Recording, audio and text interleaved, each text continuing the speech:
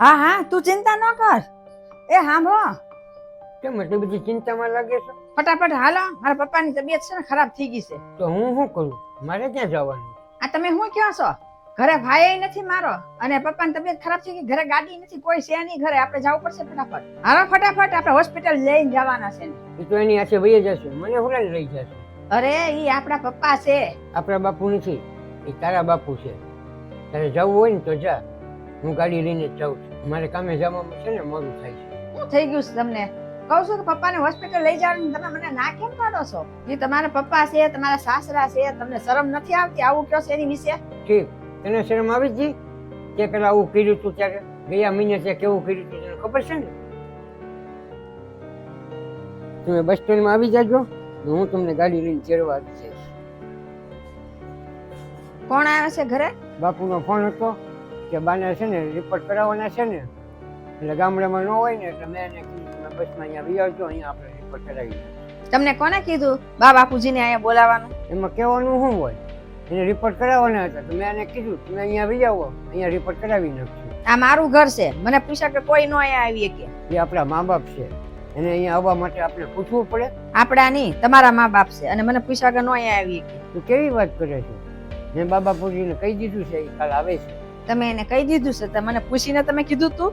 હવે તમારે લાવવા હોય ને તો સીધા છે ને લઈ જાઓ દવાખાને બસ સ્ટેન્ડ થી, અને પછી દવાખાનેથી પાછા સીધા બસ સ્ટેન્ડ લઈ જાઓ, બસમાં બેહાડી દીજો, ઘરે નહીં લાવતા એને. અમારી વાત તો સાંભળ. મેં તમને પહેલા જ કહી દીધું હતું કે એ લોકો મારા ઘરમાં ન જોવે.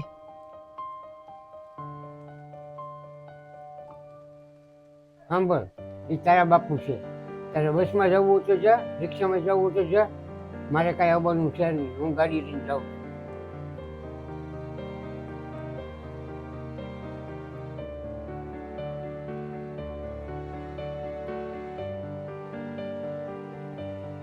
હા હા હું આવું જ છું, અને તું ચિંતા પૈસાની ન કરતી, હમણાં પૈસાની કાંઈક સગવડ હું તને કરી દઉં છું. હે પપ્પાને દાખલ કરી દીધા છે અને પૈસા આવી ગયા છે? હારું હું પછી તને ફોન કરું. એ સાંભળો તો, પપ્પાને દાખલ તમે કર્યા છે? બાપુને મેં જ હોસ્પિટલ પહોંચાડ્યા હતા, ને મારા નજીકનો ભાઈબંધ હતા ને, મેં એને કીધું હતું કે તમે હોસ્પિટલ પહોંચાડી દો એને. અને પૈસા છે ને મેં ઓનલાઈન ભરી દીધા હતા. તમે તો એમ કહેતા હતા ને ઈ મારા પપ્પા નથી ને હું મદદ નહીં કરું, એમ મારે ટેમ નથી. મેં તને છે ને સમજાવવા માટે જ આવું કર્યું હતું, તને ખબર પડે.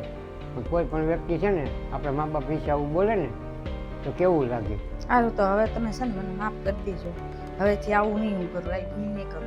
અને આપણે છે ને તમારા મા બાપ છે ને એ ગામડે, એને આપણે ખબર પૂછાવશું અને માફી માંગી આવીશું.